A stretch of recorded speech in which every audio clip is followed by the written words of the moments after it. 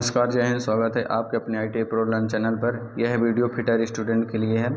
मैं navy fitter first year का MCQ solve करा रहा हूं, जो कि आपके ITI एग्ज़ाम में पूछा जाता है। अभी CBT एग्ज़ाम की तैयारी कर रहे स्टूडेंट के लिए यह वीडियो बहुत इंपॉर्टेंट होता है। यहाँ से डायरेक्टली क्वेश्चन पूछा जाता है। इसके पहले मैंने 125 क्वेश्चन को सॉल्व किया है, जो कि मेरे इसी चैनल पर अपलोडेड है, उसको आप देख सकते हैं। अब हम स्टार्ट करते हैं 126 नंबर क्वेश्चन को। आज का पहला क्वेश्चन है, which vice is used for holding small work that required filing और डीलिंग। छोटे छोटे कार्य जिसमें फाइलिंग या डीलिंग की आवश्यकता होती है, उनको पकड़ने के लिए किस वाइस का उपयोग किया जाता है। तो यहाँ पर ऑप्शन ए है पिन वाइस, ऑप्शन बी है पाइप वाइस, ऑप्शन सी है हैंड वाइस, ऑप्शन डी है टूल मेकर वाइस। तो इसका जो राइट आंसर हो जाएगा वह हो जाएगा टूल मेकर वाइस। इसके बाद देखते हैं अगला क्वेश्चन क्या है।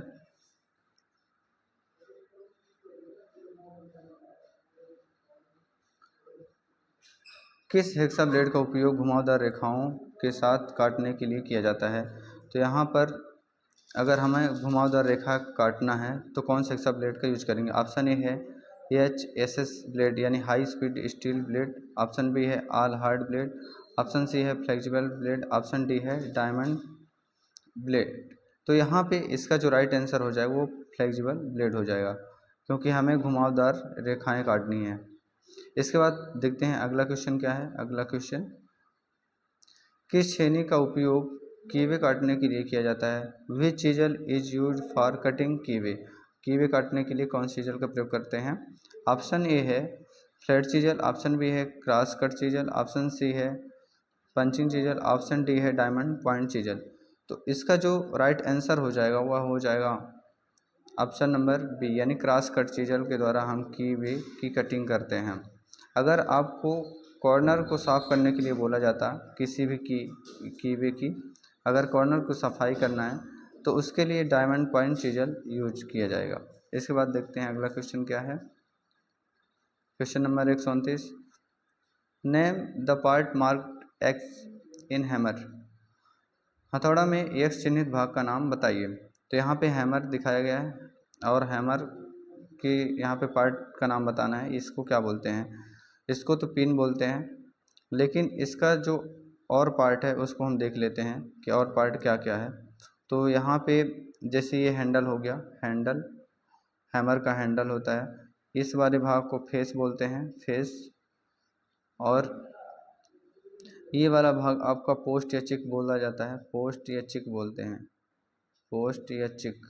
पेपर में ये भी पूछा जाता है कि पोस्ट या चिक को नरम रखा जाता है तो क्यों रखा जाता है। तो इसको नरम रखने का रीज़न ये होता है कि जब हम हैमरिंग करते हैं जो झटका होता है, झटके को ऑब्जर्व कर लेता है और यहीं पे हैमर का वजन लिखा जाता है तथा कौन सी कंपनी इसका निर्माण की है, बनाई है, वो भी यहाँ यानी कि पोस्ट पे लिखा जाता है। ये वाला पार्ट जो होता है इसको पिन बोला जाता है, पिन। तो इसी से हैमर की पहचान होती है, जैसे कि बाल पिन, तो बाल के समान यहाँ पे है इसकी पिन। क्रॉस पिन तो यानी हैमर के हैंडल के क्रॉस में होगा। फिर स्ट्रेट पिन अगर उसका जो पिन है तो इस तरह यानी हैमर के हैंडल के सीध में होगा। तो इस तरह से हम पहचान के लिए भी पिन रखते हैं और यहाँ पे पहचान के साथ में यूज भी करते हैं, यूज के अकॉर्डिंग हम पिन को रखते हैं। तो जैसे अब ये वाला जो भाग हो जाएगा ये आपका आई होल है। इसको थोड़ा सा मैं इरेज करके बता देता हूँ। ये वाला भाग आपका आई होल होता है जहाँ पर हैंडल को फिट किया जाता है और यहीं पर बेज लगाया जाता है, यानी लकड़ी का एक पच्चा लगाया जाता है जिससे कि हैंडल बाहर ना निकले। तो ये हैंडल हैमर के पार्ट हैं, इसको ध्यान में रखिए। इसके बाद देखते हैं अगला क्वेश्चन क्या है। अगला क्वेश्चन यहाँ पे, what is the purpose of crowning on the cutting edge of chisel. छेनी की धार पर क्राउनिंग का उद्देश्य क्या होता है। अब क्राउनिंग क्या होता है तो समझिए, जैसे मान लीजिए कि कोई भी चीजल रहेगा तो उस पर जो कटिंग एज रहेगा उसको थोड़ा सा ऐसे उत्तल बना देते हैं, उत्तल उत्तल बनाते हैं, ना कि इस तरह बनाते हैं पूरा फ्लैट। तो इसका रीज़न क्या होता है। तो यहाँ पे ऑप्शन है यहाँ पे ऑप्शन पहला है प्रिवेंट स्लिपिंग ऑफ चीजल, यानी छेनी की फिसलने को रोकें।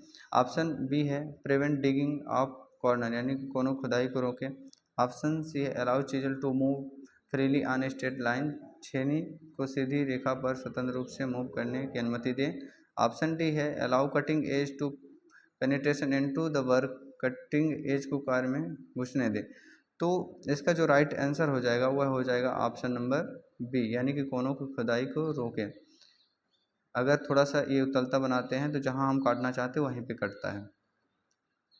इसके बाद चलते हैं अगले क्वेश्चन पे। अगला क्वेश्चन क्या है, how to prevent the tool rubbing again the work surface in metal cutting process, धातु काटने की प्रक्रिया में टूल को वर्क सरफेस से रगड़ने को कैसे रोकें। ऑप्शन ए है लिप कोण को घटाकर, ऑप्शन बी है रैक कोण को बढ़ाकर यानी increase rake angle, option C है इंक्रीज क्लियरेंस एंगल, क्लियरेंस कोण को बढ़ाकर, ऑप्शन डी है डिक्रीज टूल बेज एंगल यानी टूल बेज कोण को घटा करके। तो इसका जो राइट आंसर हो जाएगा वह हो जाएगा ऑप्शन नंबर सी, यानी क्लियरेंस कोण को बढ़ा करके। अगर हम क्लियरेंस कोण बढ़ाते हैं तो किसी भी टूल में घिसाव नहीं होता। इसके बाद चलते हैं अगला क्वेश्चन देखते हैं। अगला क्वेश्चन क्या है, name the property of metal that with stand shock और इम्पैक्ट, धातु की उस प्रॉपर्टी का नाम बताइए जो शॉक या इम्पैक्ट को सहन कर सके। ऑप्शन ए है tenacity, option B hardness, option C brittleness, option D है टफनेस। तो इसका राइट आंसर हो जाएगा टेनासिटी। अब टेनासिटी क्या होता है कि जब हम किसी धातु को उस पर शॉक यानी झटके मारते हैं तो उसको सह लेती है। जबकि हार्डनेस क्या होता है, हार्डनेस का गुण किसी मेटल में होने से यह धातु रहेगी वह दूसरे धातु को कटिंग करती है, काटेगी। तथा जो ब्रिटलनेस का गुण होता है, ब्रिटलनेस का गुण मतलब कि किसी भी अगर हम धातु पर चोट मारते हैं तो वह टूट जाती है। जिस तरह से आप कास्ट आयरन पे हैमरिंग कर देते हैं तो वह टूट जाता है, तो ब्रिटलनेस ये होता है। या कांच जो होता है उसको अगर हैमर मार दो तो टूट जाता है। टफनेस, टफनेस क्या होता है, यानी चिमड़पन होता है। चिमड़पन भी होता है कि धातु को अगर मड़ोड़ रहे हैं हम या खींच रहे हैं तो उसका विरोध करती है, वो टफनेस होता है। टफनेस यानी दृढ़ता, किसी मेटल की दृढ़ता होती है। इसके बाद अगला क्वेश्चन देखते हैं, which part is the measuring face fitted to the frame of outside micrometer, कौन सा पार्ट मेजरिंग फेस है जो बाहरी माइक्रोमीटर के फ्रेम में फिट होता है। तो देखते हैं यहाँ पे ऑप्शन ए है anvil, option B barrel, option C spindle और ऑप्शन डी है रेचेट स्टाफ। तो इसका जो राइट आंसर हो जाएगा ऑप्शन नंबर ए हो जाएगा एनविल। अब एनविल माइक्रोमीटर बना होता है, मान लीजिए माइक्रोमीटर है तो एनविल यहाँ पे लगा होता है, इस वाले भाग को हम एनविल कहते हैं। एनविल यानी निहाई। दूसरा वाला जो यहाँ पे एक शाफ्ट आता है उसको हम स्पिंडल बोलते हैं। और ये फ्रेम तो है, यहाँ पे लॉक नट रहता है और इसी में फिट रहता है यहाँ पर थिम्बल, और यहाँ सबसे आखिरी में फिट होता है रेचेट स्टाफ, और ये स्लीव होती है। तो इस तरह से माइक्रोमीटर के पार्ट होते हैं। इस बार देखते हैं अगला क्वेश्चन क्या है, what is the name of a micrometer, इस माइक्रोमीटर का नाम क्या है। तो यहाँ पे देखते हैं ऑप्शन ए है डेप्थ माइक्रोमीटर, ऑप्शन बी है इनसाइड माइक्रोमीटर, ऑप्शन सी है वर्नियर माइक्रोमीटर, ऑप्शन डी है आउटसाइड माइक्रोमीटर। तो इसका जो राइट आंसर हो जाएगा वह हो जाएगा ऑप्शन नंबर ए, यानी डेप्थ माइक्रोमीटर। इसके बाद अगले क्वेश्चन पे चलते हैं, how the drill chuck are held on the machine spindle, machine spindle पर ड्रिल चक को कैसे पकड़ा जाता है। ऑप्शन ए है आर्बर द्वारा, ऑप्शन बी है बाई सॉकेट द्वारा, ऑप्शन सी है बाई स्लीव द्वारा यानी स्लीव के द्वारा, ऑप्शन डी है बाई स्पेशल क्लैम्प के द्वारा। तो यहाँ पे इसका जो राइट आंसर हो जाएगा वह हो जाएगा आर्बर के द्वारा। इसके बाद अगले क्वेश्चन पे चलते हैं, यहाँ पे लिखा कौन सी ड्रिलिंग मशीन में स्पिंडल हेड को कॉलम के पास और दूर किया जाता है। तो ऑप्शन ए है pillar drilling machine, option B है gang drilling machine, option C railway drilling machine, option D है सेंसिटिव बेंच ड्रिलिंग मशीन। तो इसका राइट आंसर हो जाएगा ऑप्शन नंबर ए। अब ये पिलर ड्रिलिंग मशीन क्या होता है, ये पिलर ड्रिलिंग मशीन ऐसे मान लीजिए पिलर है और उसमें एक आर्म लगा रहता है और आर्म में ही स्पिंडल फिट होता है। तो क्या होता है कि हम क्या करते हैं, जॉब को ज़्यादा पास में ना ला करके हम अगर कुछ दूर जॉब है मान लीजिए तो हम इसको और मूव करा करके यहाँ पर और हम ड्रिलिंग कर सकते हैं। तो इसके जो हेड को हम आगे पीछे कहीं पर भी सेट कर सकते हैं। तो यह होता है पिलर ड्रिलिंग मशीन में। इसके बाद चलते हैं अगले क्वेश्चन पे। अगला क्वेश्चन क्या है, which type of screw thread are rounded at the crest and root. किस स्क्रू थ्रेड में क्रेस्ट और रूट को राउंड किया जाता है। ऑप्शन ए है B A thread, option B है B S F thread, option C है यहाँ पे B S W thread, option D है एक्मे थ्रेड। तो इसका जो राइट आंसर हो जाएगा वह हो जाएगा बी एस डब्ल्यू थ्रेड। इसके बाद देखते हैं अगला question, what is the name of tap wrench. इस टैप रेंच का नाम क्या है। तो यहाँ पे देखते हैं, यह फिगर दिखाया गया है, यहाँ पे ये फिगर है, देखते हैं कि इसका नाम क्या है। सबसे पहला है box type tap wrench, option B है solid type tap wrench, option C है यानी T handle tap wrench, option D है एडजस्टेबल टैप रेंच। तो इसका जो राइट आंसर हो जाएगा वह हो जाएगा यहाँ पर सॉलिड टाइप टैप रेंच। तो टैप रेंच का यूज हम करते हैं जब टाइपिंग करते हैं तब, और ये इनके सभी प्रकार दिए हैं यहाँ पे। इसके बाद चलते हैं अगले क्वेश्चन पे। अगला क्वेश्चन है, what is the formula to calculate tap drill size. Tap drill size की गणना करने का सूत्र क्या है। तो टैप ड्रिल साइज बराबर होता है, यहाँ पे मैं बताता हूँ, टी डी एस बराबर आपको मेजर डायमीटर, जो भी मेजर डायमीटर रहेगा यानी कि मेजर डायमीटर -2 डेप्थ अगर हम करते हैं, 2 गहराई को घटा देते हैं तब टैप ड्रिल साइज मिल जाता है। डेप्थ तो 2 गहराई को घटा दे, मान लीजिए कि यहाँ पे अगर 10 mm इसका मेजर डायमीटर है और उसमें जितनी भी डेप्थ आती है डेप्थ को हम घटा देते हैं तो हमें टैप ड्रिल साइज यानी कि टाइपिंग करने के पहले का ड्रिल साइज पता चल जाता है। इसका राइट आंसर हो जाएगा ऑप्शन नंबर ए। इस बात अगले क्वेश्चन पे चलते हैं। अगला क्वेश्चन क्या है। अगला क्वेश्चन लिखा है, कौन सी गतिविधि ड्रिलिंग करते समय ड्रिल बिट की अत्यधिक घिसना और आवाज़ करने का कारण बनती है। क्या कारण होता है कि ड्रिल ज़्यादा आवाज़ करता है और घिसता है। तो ऑप्शन ए है टू फास्ट फीड रेट यानी बहुत तेज़ फीड दर, ऑप्शन बी है टू स्लो फीड रेट बहुत धीमी गति से फीड दर, ऑप्शन सी है मोर कटिंग स्पीड अधिक काटने की गति, ऑप्शन डी है टू स्लो स्पिंडल स्पीड बहुत धीमी स्पिंडल स्पीड। तो इसका जो राइट आंसर हो जाएगा वह हो जाएगा ऑप्शन नंबर बी बहुत धीमी गति से फीड दर। जब हम बहुत धीमी गति से फीड रेट देते हैं तो आवाज़ ज़्यादा हो जाता है तथा टूल्स भी घिसता है। इस बार चलते हैं अगले क्वेश्चन पे। अगला क्वेश्चन क्या है, यहाँ पे लिखा है, what is the reading of vernier caliper with inch graduation. Inch graduation के साथ वाले वर्नियर कैलिपर की रीडिंग क्या है। तो यहाँ पे इसकी रीडिंग देखते हैं आपको। तो यहाँ पे सबसे पहले देखते हैं कि जो ये इसकी रीडिंग है, तो ये पहले तो 1 mm को एक इंच को क्रॉस किया है तभी ये 2 इंच यहाँ पे शो कर रहा है। तो 1 इंच को क्रॉस कर लिया तो सबसे पहले 1 इंच की रीडिंग हम यहाँ पे लिख लेते हैं। इसके बाद हम देखते हैं कि यहाँ पे इसका जो वर्नियर स्केल है कितनी दूर पे है। तो जैसे ये 4 को क्रॉस किया तो उसको हम लिख लेंगे 0.4 और 0.0।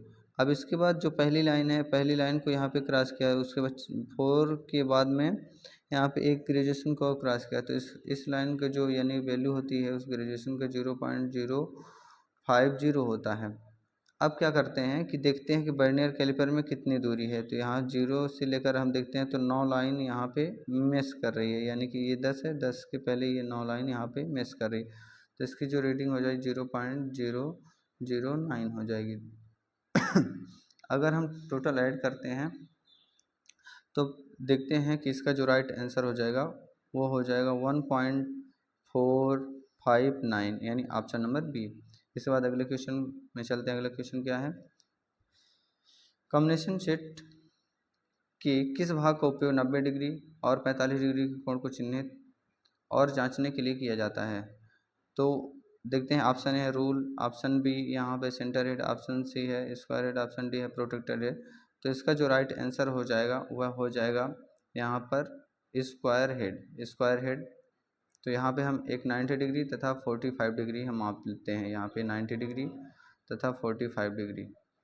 इसके बाद चलते हैं अगले क्वेश्चन में। अगला क्वेश्चन क्या है,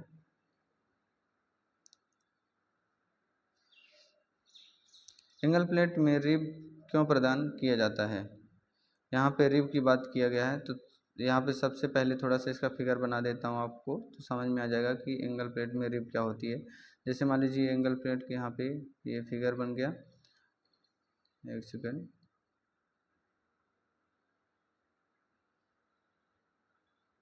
ये एंगल प्लेट का यहाँ पे अभी फिगर बन गया। अब रिब क्या होता है?